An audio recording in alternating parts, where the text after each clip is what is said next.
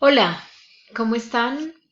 En primer lugar, quiero darle unas gracias infinitas a Ivonne, al equipo del instituto, por haberme invitado a compartir esta experiencia que hemos tenido aquí en Colombia y que nos ha traído grandes satisfacciones. Muchísimas gracias por invitarme a participar en este curso online de psiquiatría perinatal. Les confieso que estoy muy emocionada porque estoy cumpliendo uno de mis sueños, entre los que estaba conocer a Ivonne, pero además hacer parte del grupo y del equipo de psiquiatras perinatales, eh, y apoyar a través de mi corta experiencia o lo poca que tenga del conocimiento en general con ustedes. Les cuento quién soy yo. Yo soy médica y soy cirujana de la Universidad CES de Medellín. Medellín es la segunda ciudad más grande de Colombia. Eh, Desde siempre me gustó mucho la salud mental y mi profesora de psiquiatría, que era la doctora Silvia Gaviria, me dijo, atrévete que tú tienes las habilidades y sobre todo la motivación para hacerlo.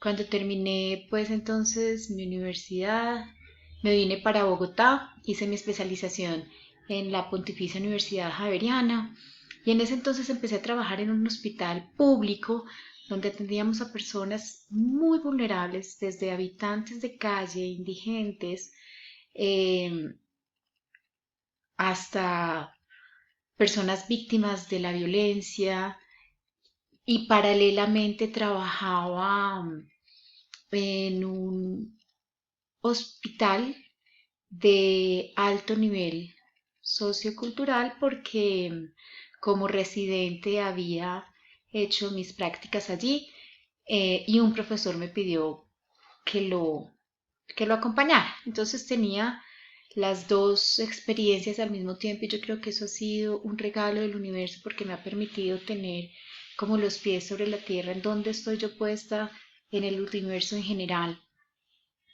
En este hospital habían varias universidades y tuve la oportunidad de ser docente de varias de ellas. Entonces nació en mí el deseo de hacerme especialista en docencia universitaria. Hice el estudio formal en la Universidad del Bosque y posteriormente mmm, decidí que todo el conocimiento que yo tenía para las personas en individual, yo creía que debía hacerse más universal y pensé que la mejor manera era a través de la maestría en salud pública. Entonces, en el curso de la maestría teníamos que hacer una investigación para podernos graduar. Y esta experiencia que les voy a contar ahorita es el producto de esa investigación. Y esto arranca planteando un problema eh, por el cual tuve que pasar por el ladito, y es la unidad de cuidados intensivos cuando uno está en un posparto o en una postcesárea. Los que somos médicos sabemos que en las unidades de cuidado intensivo pues no dejan entrar a los bebés recién nacidos.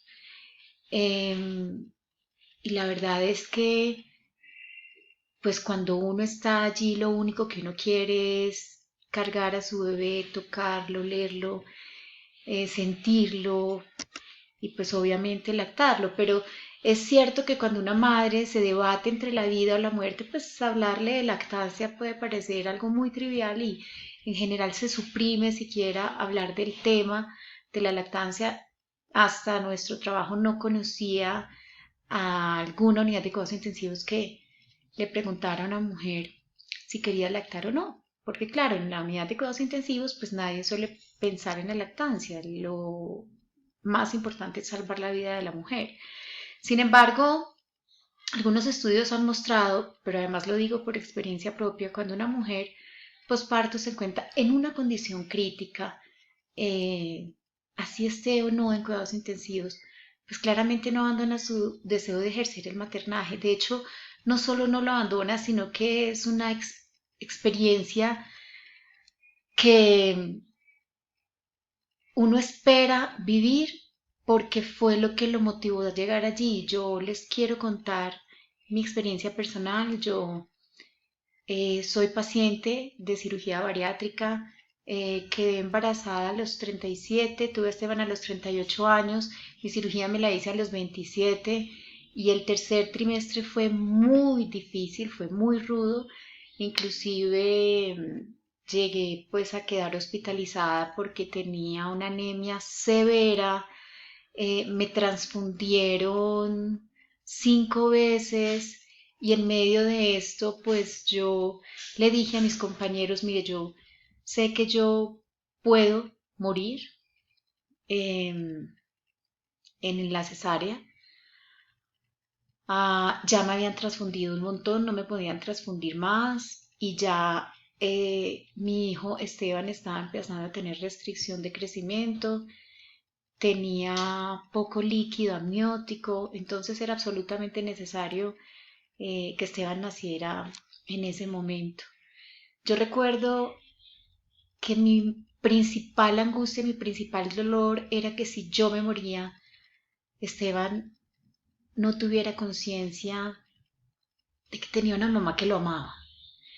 Y yo les rogué que si yo terminaba en cuidados intensivos o que si yo me iba a morir, que por favor me pusieran a Esteban un ratito en el pecho para que a mi hijo, antes de que yo falleciera, le quedara algún recuerdo de una mamá que lo amó profundamente. Nada de esto pasó y afortunadamente yo pasé a cama de maternidad, pero esto me motivó a pensar que si yo había tenido esa emoción y esa necesidad eh, de ver a mi hijo y de tener a mi hijo, pues era lo que yo venía escuchando por 13 años que vengo practicando la psiquiatría o más, y empecé a buscar y encontré este reporte de caso, que es un reporte de caso fantástico, maravilloso, que justamente lo hizo Ivonne con Lourdes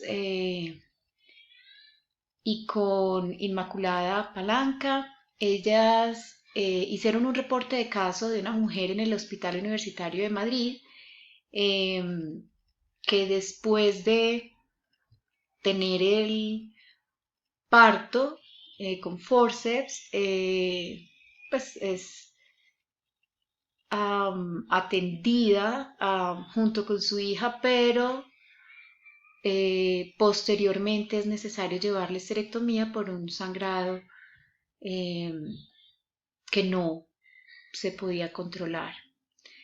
La paciente se despierta 36 horas después en la unidad de cuidados intensivos y lo primero que dice es: quiero reunirme con mi bebé. Esto obviamente ahí en la unidad de cuidados intensivos no sucede, pero ella pasa a cama de maternidad en el 7.º día y al tener contacto con su hijo ella expresa tristeza eh, porque tiene la sensación de que su hijo no la reconocía, de que ni siquiera reconocía su voz. Eh, e intuyó que lactar era lo que, digamos, podía salvar esa relación. Y cuando finalmente pues, se le permite lactar y con la ayuda del personal, pues ella expresa que esta experiencia de lactar fue muy importante, que había sido el aspecto más influyente en su recuperación. Pero de todas formas, aunque hubo una muy bonita atención y demás, pues Ivonne y las compañeras dejan en medio del camino la frase de la mayoría de las mujeres no tienen la oportunidad ni siquiera de empezar a lactar en la unidad de cuidados intensivos. Aquí está el artículo de Ivonne. Y ahí entonces me pregunté yo, bueno, entonces esto finalmente no podrá pasar o cómo se podrá hacer. Seguí indagando y me encontré una publicación muy bonita de una mujer canadiense que vive en Alberta y ella respondió a una invitación que hizo un muro de Facebook que se llama The Leaky Boob. Eh, Ella sube su foto. Este espacio es un sitio donde las personas comparten información y videos, pero es dirigido sobre todo a padres para hablar de alimentación, de experiencias de maternaje, paternaje. Y ella monta esta foto, entre otras, eh, solamente contando que esa fue su primera experiencia con la lactancia, eh, con su hijo de 17 meses, en un momento muy difícil en el cual ella estaba cuadriplégica, eh, pero es muy llamativo que ella no pensó que estuviera compartiendo nada extraordinario. Cuando uno lee el relato de ella es súper bonito porque ella simplemente le pareció que era normal, es decir, ella estaba crítica, pero pues tenía su bebé y pues había que lactarlo y las enfermeras pues básicamente le iban a ayudar. Eh, Ella expresa que ella montó la foto solamente porque quería celebrar su éxito en la lactancia materna. De hecho, cuando monta esta foto, ella seguía lactando, pero seguía sin entender muy bien la dimensión de lo que estaba montando. Eh, entonces, el reto ahora era cómo justificar una investigación para lograr el título de Magíster en Salud Pública, con tres experiencias. El la descripción de caso, el reporte de caso que había hecho Ivonne y su equipo, esta señora espontánea de Canadá, de Alberta.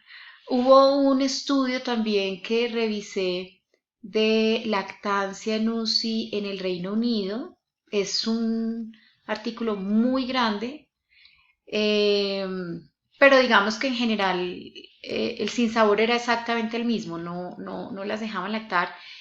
Y entonces empecé a pensar, ¿cómo hago yo para poder volver esas experiencias chiquitas que parecían como tan sueltas la una de la otra, convertirlas en un tema de interés para la salud pública, para los tomadores de decisiones, para los presidentes, los primeros ministros, los asambleístas, los congresistas, y de ahí todas las personas que toman decisiones en salud? Entonces, lo primero que se me ocurrió fue echarle mano a la teoría del apego de Bowlby, donde todos sabemos que él plantea que el vínculo de apego determina en el ser humano tres cuestiones muy importantes que son la regulación emocional, que como ya hemos visto en el curso y demás, se hace a través de esa relación con la regulación emocional de la madre. El hijo es contenido por ella y pues le permite regularse a sí mismo.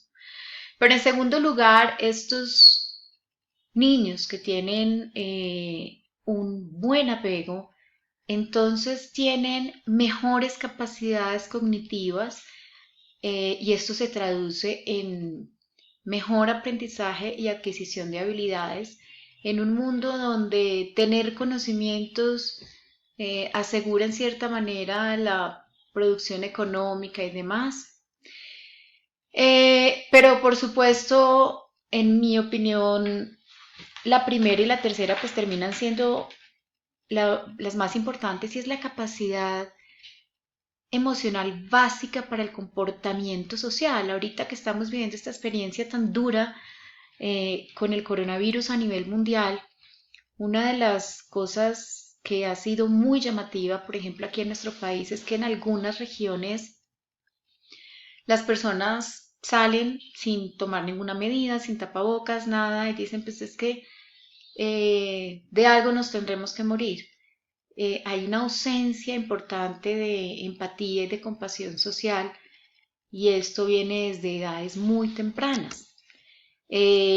Colombia ha sido un país muy violento. Nosotros hemos tenido una guerra interna por muchos años y yo creo que en esto ha tenido mucho que ver esta dificultad para nosotros tener espacios reales de construcción de vínculos de apego seguro. Entonces, nosotros tenemos una alta preponderancia de impulsividad, de violencia en la resolución de los conflictos y casi, y sobre todo en mi zona, en Medellín, pues las conductas de riesgo están por doquier. El consumo de sustancias psicoactivas, los accidentes de tránsito, la sexualidad sin protección y todo aquello que suba, que produzca shots de dopamina, disparos de dopamina fuertes, como tratando de despertar ese sistema, pues es lo que nos caracteriza. En la Universidad de los Andes hay un programa que busca fomentar el apego en los niños con los padres o los cuidadores directos como mecanismo de protección frente al estrés generado en contextos de adversidad. Vuelvo y les digo, esta adversidad en general y sobre todo en este programa ha sido en niños que están en zonas apartadas, que han estado expuestos a violencia con armas, a violencia física, a violencia sexual, han sido guerrilleros, paramilitares, exguerrilleros, exparamilitares, bueno.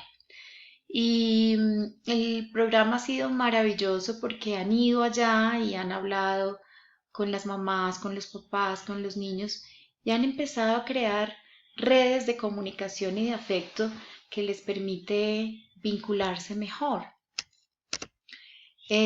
Cuando yo planteé la posibilidad o la pregunta más bien, en el sitio donde yo estaba trabajando, bueno, nosotros ¿por qué no entramos los bebés a la unidad de cuidado intensivo? Yo casi me muero y lo único que a mí me interesaba era tener a mi hijo a mi lado, pues todos me miraron muy raro y me dijeron, ¿cómo así?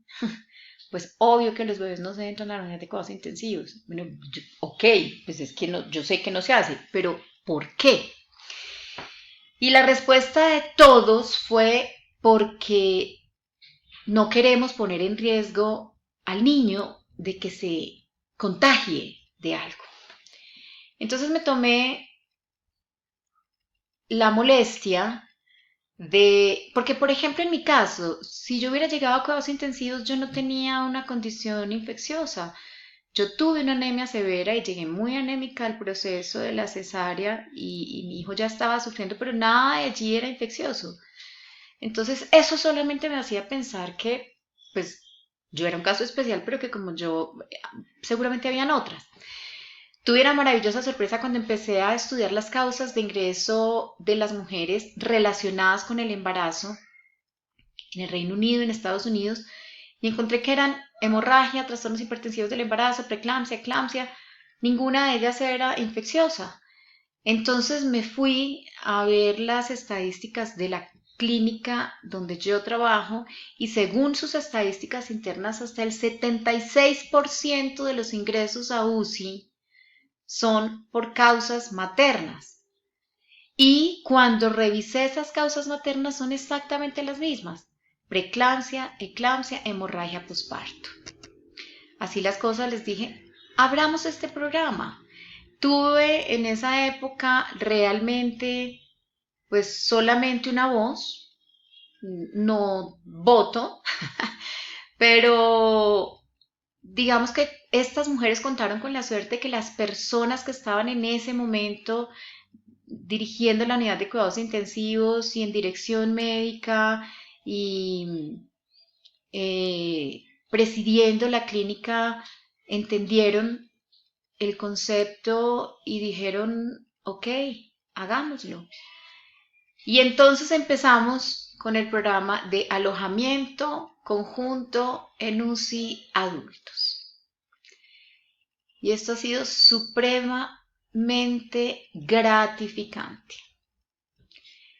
Pero pasó que en algún momento, en una conferencia de alguien muy respetado aquí en Colombia, en cuidados intensivos, y buen conocedor del tema de la lactancia, hizo el comentario en un congreso de lactancia: es increíble que aquí en Bogotá existan grupos de personas, los grupos eran pues la clínica de nosotros, eh, entrándole los bebés a las mujeres a cuidados intensivos, cuando las mujeres en cuidados intensivos no están en disposición de recibirlos.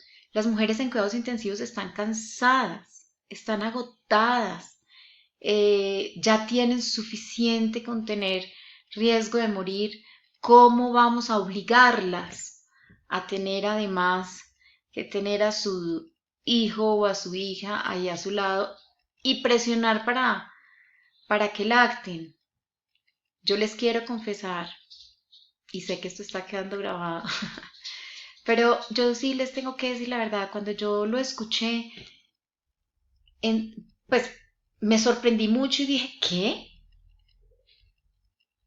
Él está diciendo que cuando uno está en cuidados intensivos uno no quiere estar con su muchachito. No es verdad, no es verdad. Eh, y pensé rápidamente, pues esto sin ánimo de ofender, solamente estoy contando lo que se me ocurrió en ese momento. Pensé rápidamente, pues es que usted es hombre, usted no tiene ni idea de lo que se siente y nunca la tendrá, porque gestar desde el alma, desde el cuerpo, desde el dolor, desde la angustia. Claro que ser papá es fundamental, pero probablemente el papá no va a entrar a cuidados intensivos por preeclampsia, ni por trastorno hipertensivo del embarazo. Las consecuencias físicas están en el cuerpo materno, en el cuerpo femenino.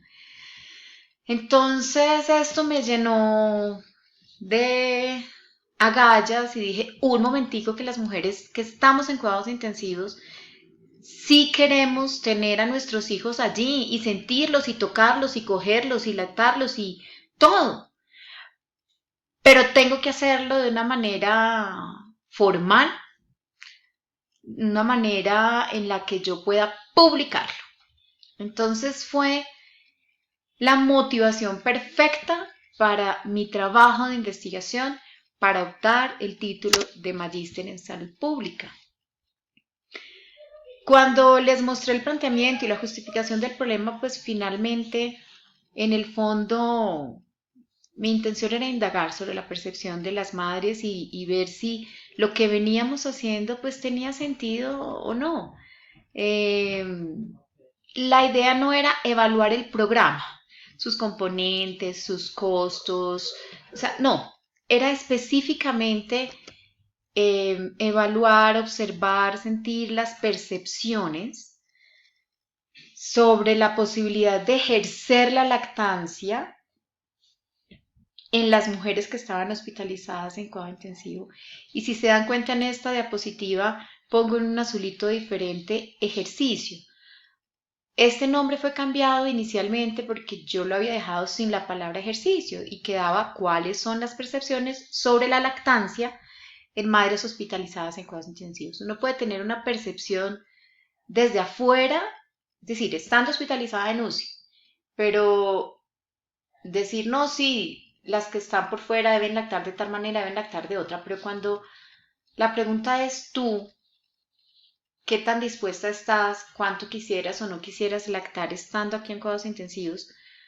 Pues estamos hablando de el ejercicio, de ejercer la lactancia, de tener un movimiento activo, desde decidirlo a hacerlo, estando en estado crítico. Como base, por supuesto, de base teórica, pues inicialmente, como les conté, estuvo la teoría del apego, pero en el curso de la investigación salió a relucir el concepto de madre suficientemente buena de Winnicott, donde él muestra que lo fundamental es la existencia de un ambiente que sea facilitador y que la madre sea lo suficientemente buena como para poder percibir las necesidades del bebé, si está llorando, si se movió.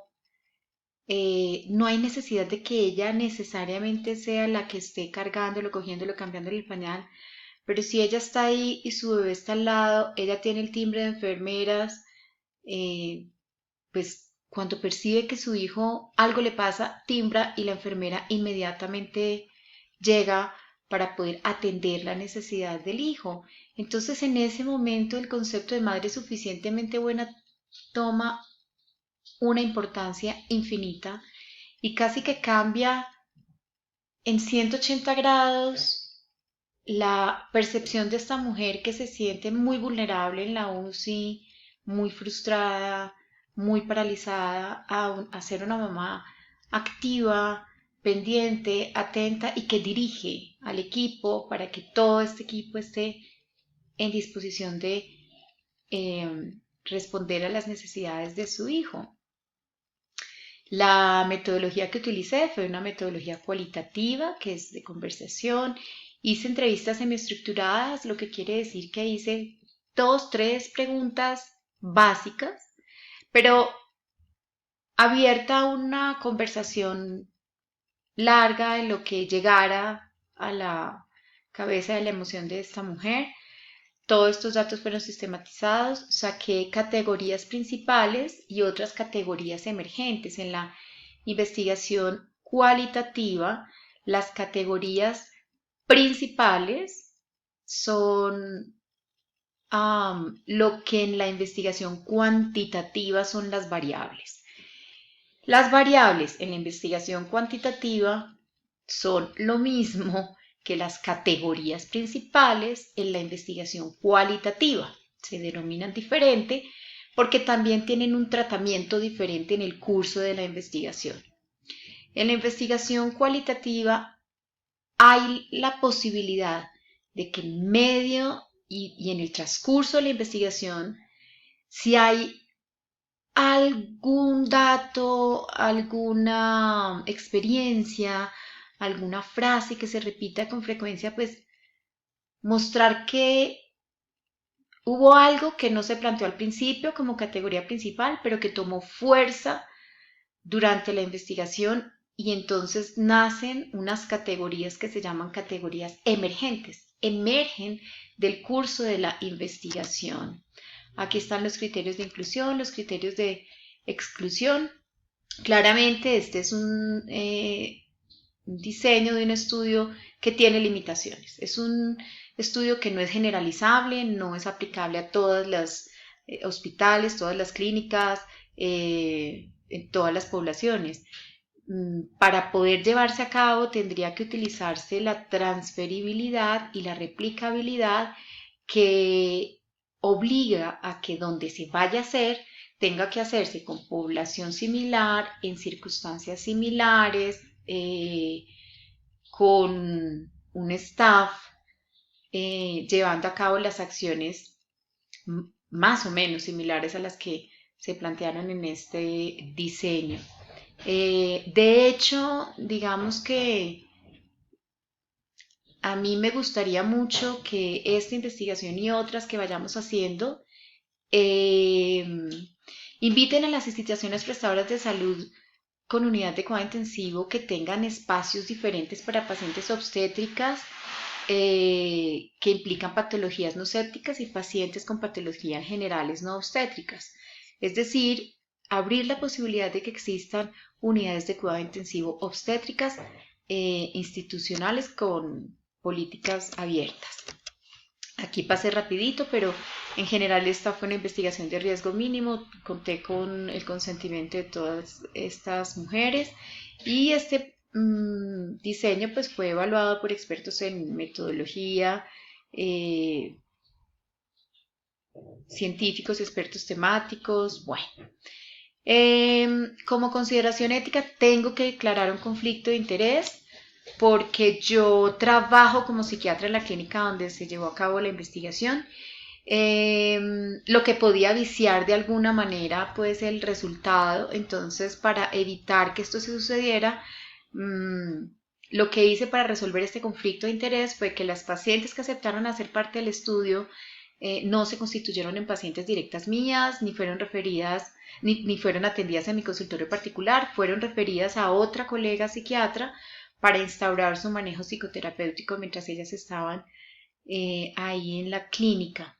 Y lo otro es pues que como conflicto de interés también está que pues que era necesario llevar a cabo una investigación para obtener mi título de magíster en salud pública, entonces pues no estaba lejos tampoco del interés de poder pasar al menos metodológicamente eh, esta investigación independientemente de los resultados. ¿Qué resultados pues esperaba?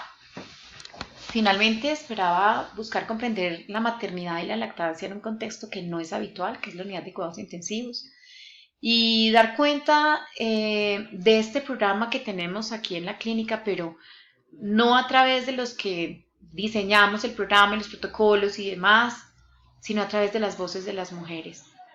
Y esto definitivamente se convierte en un nuevo campo de conocimiento y acción en salud, que es cómo vamos a implementar las intervenciones de salud mental perinatal en las unidades de cuidado intensivo adulto. Y por supuesto que esto nos obliga a integrar este término y esta visión de género para poder comprender la maternidad. Por supuesto que cada vez más hay mujeres intensivistas, pero si se dan cuenta, la mayoría de los directores o coordinadores de unidades de cuidado intensivo son hombres. Y pues yo no quiero ahondar sobre esto porque no es el tema de la investigación, pero creo que ahí hay un tema de género que pesa sobre el tema de la comprensión de la maternidad. Así entonces, pues obviamente espero crear la espinita para generar un nuevo campo y nuevas preguntas de investigación, como por ejemplo eh, las personas que hacen parte de este programa, pero como personas asistenciales que perciben, eh, los padres que perciben. Es decir, hay mucha tela por cortar de aquí en adelante. Eh, este proyecto es un proyecto que claramente tiene impacto en la prestación de los servicios. Eh, Fue requerido hacer nuevas contrataciones, capacitaciones, eh, invertir dinero para poder lograr que, que estos bebés entraran a cuidados intensivos, porque claro, el hecho de entrar un bebé pues implica no solamente una persona para cuidar, sino dos al mismo tiempo en el mismo cubículo, por lo que se iba a requerir más gente, mayores equipos. A los bebés también les están tomando la atención, la pulsoximetría. Pues en realidad son dos pacientes, digamos, si estamos hablando en el ámbito clínico hospitalario, pues son dos pacientes en lugar de uno. Los resultados de esta investigación son los que les voy a contar. Me llevé algunas sorpresas, pues que se las voy a contar. Las categorías principales fueron tres, o sea, las variables, si estuviéramos hablando de investigación cuantitativa, fueron tres. La primera de ellas es la experiencia de encontrarse en la unidad de cuidados intensivos. ¿Cómo era eso? ¿Cómo percibes tú el hecho de estar en una unidad de cuidados intensivos en tu posparto? ¿Cómo te parece? ¿Qué sientes? ¿Qué vives? ¿Qué percibes? El segundo, ¿qué expectativas tienes de tener contacto con tu hijo durante tu estancia en la unidad de cuidados intensivos? ¿Qué esperas? ¿Que ese bebé, que tu hijo esté ahí contigo o no esté? ¿Qué crees? ¿Qué será lo que pasa allí? Y en tercer lugar, la pregunta que yo quisiera que todos empezáramos a hacer, aunque sea por preguntar, por dejar en la nota clínica expreso el deseo o no de lactar a su hijo durante la unidad de cuidados intensivos, durante su estancia en la unidad. Puede ser que sea un sitio donde no esté el programa instituido, pero el solo hecho de dejar huella en esa historia de la paciente expresa deseo de lactar durante su estancia clínica en la unidad de cuidados intensivos, va generando una fuerza pasiva, pero cada vez mayor y más latente, de la necesidad de hacer esta pregunta y de movernos hacia el hacer. Finalmente, en el transcurso de la investigación salieron dos categorías que, como les dije, pues surgieron de las voces de estas mujeres y pues me encantaron, que fue el acompañamiento por el personal asistencial. Ahora voy a ahondar un poquito más en eso. Y la vivencia emocional al lactar. Obviamente, algunas de ellas tuvieron efectivamente la posibilidad de lactar estando allí en UCI y pues hablaron, nos expresaron sobre su emoción al estar lactando. Dentro de los resultados está, primero, como les dije, la experiencia de encontrarse en la unidad de cuidados intensivos, y fue generalizado la referencia a que es una experiencia dolorosa, difícil, inesperada, frustrante, y que definitivamente rompe con la creencia de un parto normal y sin dificultades. Las mujeres, y yo creo que la sociedad, todos en general, tenemos una idealización espectacular del tema del embarazo, del parto y del posparto, y pues en general cuando llega el momento pues hay una ruptura un poco con la fantasía, pero si esto además viene acompañado de un estado de criticidad donde realmente estás entre la vida y la muerte, y esto también pudo haber influido en la vitalidad o no de tu hijo, pues es una experiencia muy cruda, muy, muy, muy frustrante. Diana, de 40 años, una mujer que estaba en cuidados intensivos por preeclampsia, cuando empecé a hablar con ella, le conté de la investigación, ella casi no podía hablar, estaba muy triste, lloraba y me decía, esto es muy duro, es muy duro. Yo sé que todo es por nuestro bien y mi hijo. Bueno, mi hija está bien. Yo quisiera estar mejor para poder tenerla más tiempo y cargada o hacer todo mejor. Realmente siento que todo lo hago mal. No pude ser buena madre. No pude estar bien para ella. Y este relato, pues, es para mí de una crudeza, porque la percepción de haberle fallado al hijo, a la familia y a la sociedad como mujer, cuando en un posparto uno está en UCI, pues es atormentador. Y esto es lo que yo les digo que yo venía escuchando desde mucho antes de mi propia experiencia, pero me sorprendo de mí misma y de la incapacidad que tuve de poder leer desde el punto de vista resolutivo este dolor. Es como si, pues es lo normal. De hecho, ha sido un poco peleadito el hecho de que las personas que estén en unidad de cuidados intensivos deben tener interconsulta por psiquiatría, porque el solo hecho de encontrarse allí ya genera una angustia, una incertidumbre y un sufrimiento gigante. Pero si además estás en un posparto, pues esto se une a la ruda experiencia de la separación temprana. En relación con las expectativas de tener contacto físico con su hijo durante su estancia en UCI, mire, yo les confieso que esta categoría para mí valió la pena toda la investigación. O sea, solo por esta pregunta todo valió la pena. Básicamente porque, como les digo, yo soy médica y tenía claro que los bebés no se entran a UCI. Entonces, cuando me puse las botas, como decimos aquí, digamos que me empoderé y dije, voy a hacer esta investigación para que vean que las mujeres sí queremos. Bueno, pues fue muy gracioso porque yo realmente pensé que yo iba como la mujer maravilla, soy la salvadora de las mujeres posparto, van a ver que vamos a reunir a la mamá con esos hijos. Bueno, pero fue muy sorprendente cómo mis pacientes pues estas mujeres me pusieron los pies en la tierra y entendí que los que lo estábamos haciendo mal somos nosotros.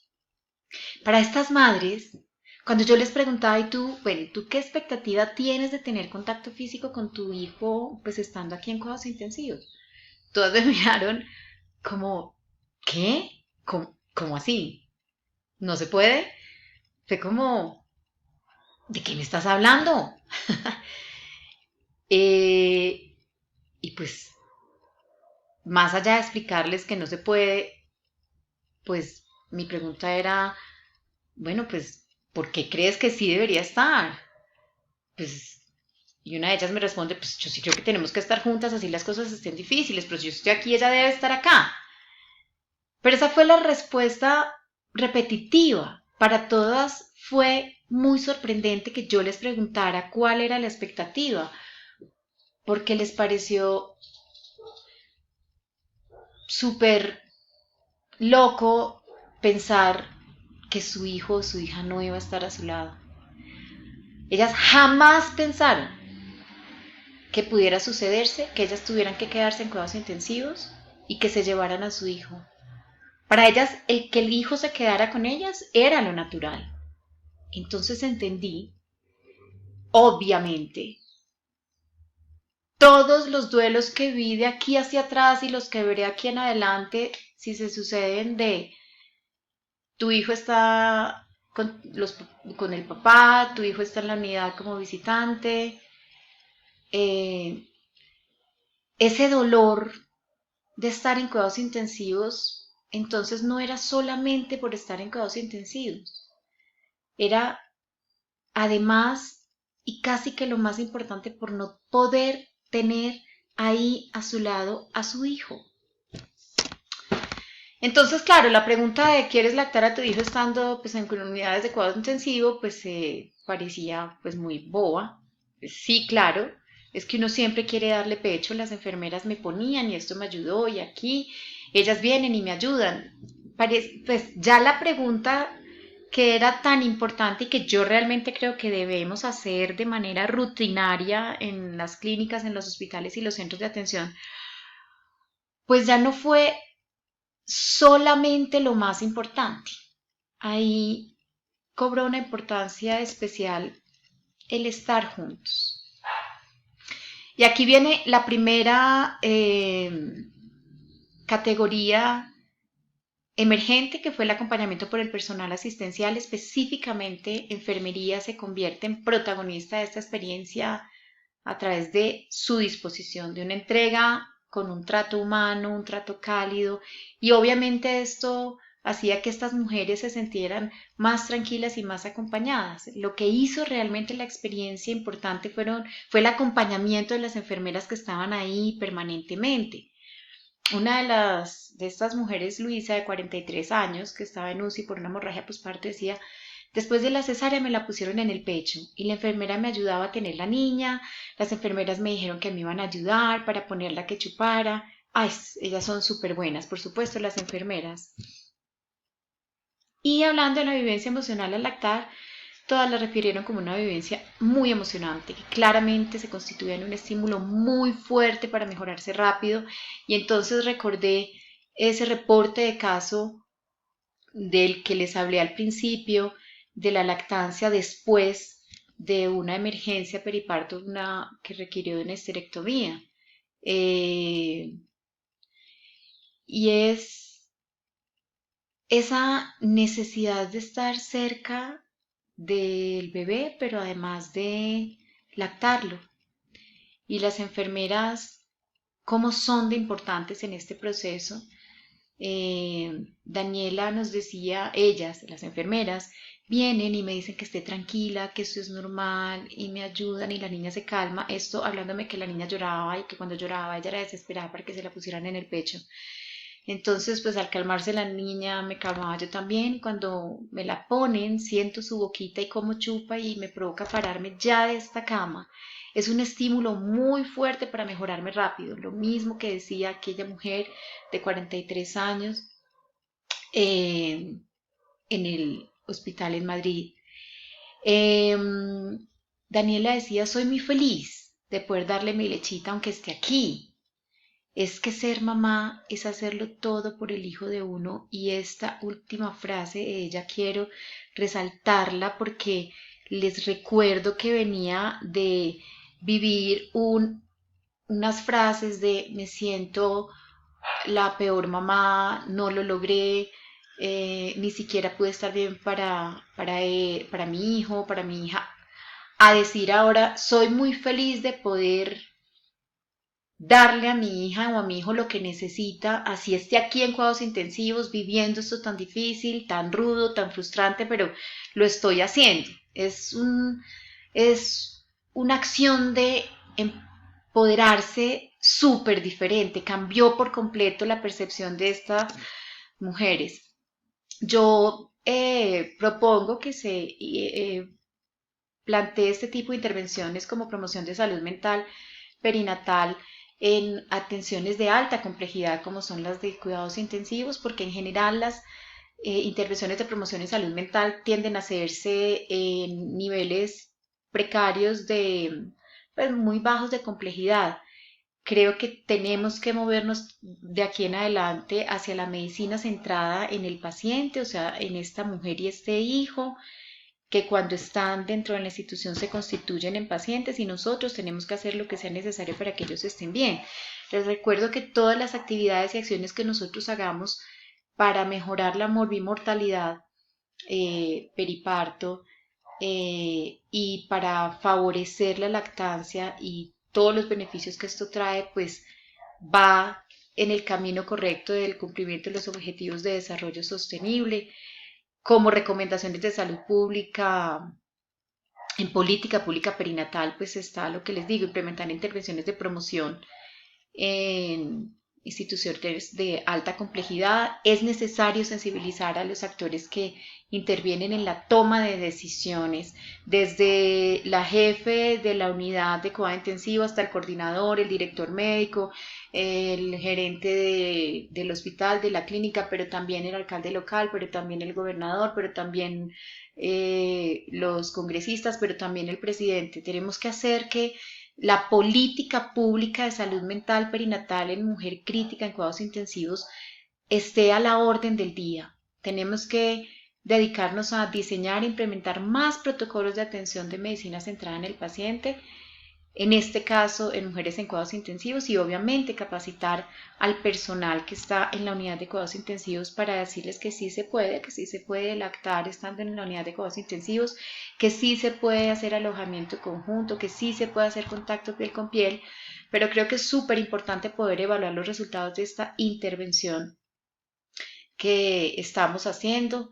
Eh, Probablemente no pueda hacer una evaluación tan completa como quisiera con indicadores de proceso, de calidad, de resultado y de impacto, pero les prometo que voy a buscarme la manera de evaluar de alguna forma eh, esta intervención más adelante. Cierro con esta diapositiva de mi paciente Marcela que pues me dejó sin palabras y sin respuestas. Ella, pues pueden ver ustedes en la foto, eh, está con su esposo, con su hija y cuando yo le pregunté antes de que entráramos a su hija y de que le preguntara si quería lactar o no, sobre las expectativas de tener a su hija adentro en la unidad, pues ella escribe y me dice, la niña tiene que estar a mi lado siempre. Además, si el espacio es seguro para mí, ¿por qué no habría de serlo para ella? No sería seguro para mí tampoco. y pues obviamente me cerró la boca porque es la cereza al final, en la punta del helado, diciendo, es que donde estoy yo tiene que estar mi hija y si es seguro para mí, tiene que ser seguro para ella. Creo que tenemos mucho por hacer, creo que tenemos que pisar muchos callitos para poder lograr lo que queremos, pero yo quisiera desde la perspectiva de donde yo me he parado, que es las mujeres gestantes o posparto en cuidados intensivos, cuáles son sus necesidades y cómo podemos nosotros suplirlas. Quisiera que ustedes se motivaran y motivaran a otras personas para que indaguemos en cuáles son esas necesidades y nos movamos a resolverlas. Cuando nosotros conocemos una necesidad emocional como terapeutas de la salud, de las emociones de los seres humanos, tenemos que hacer algo para poder aliviar ese dolor. Yo les agradezco infinitamente la atención. De nuevo le agradezco infinitamente a Ivonne esta lindísima y maravillosa oportunidad. Chuleado, otro sueño cumplido. Esteban, mi hijo, ya tiene 8 años. Y cada vez que lo veo y recuerdo toda esa época, digo definitivamente todo valió la pena. Les dejaré algunas preguntitas. eh, se las enviaré con Ivonne. Y si alguno se anima a planear o implementar un programa como este, pues a la orden, a través del instituto me pueden contactar muy fácilmente y yo estoy completamente dispuesta a ayudarles. Les agradezco mucho y que estén muy bien.